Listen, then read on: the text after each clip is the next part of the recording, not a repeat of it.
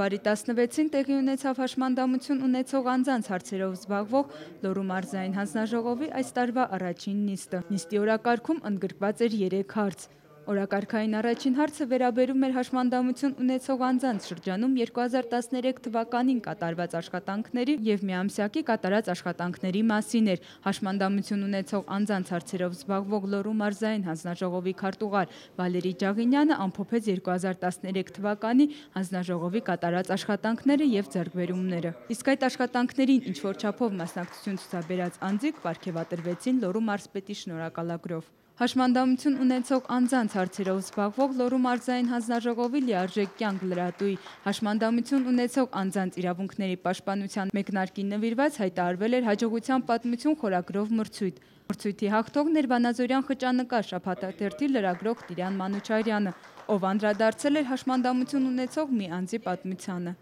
Օրակարգային երրորդ հարցը Օրան բարեգործական հասարակական կազմակերպության տնօրեն Մարիամ Մանուչարյանը ներկայացրեց Կովկասյան ցանց երեխաների համար կազմակերպության մասին։ Ցանցը ստեղծվել է 2013 թվականի հունվար ամսին, որի նպատակը բոլոր երեխաներին, հատկապես խոցելի խմբերի երեխաներին կրթության հավասար հնարավորություններ ապահովելն էր։ Ծրագիրը արդեն որոշակի քայլեր է արել։ Այսինքն հայ, ադրբեջանցի, Վրաստանի, վրացի և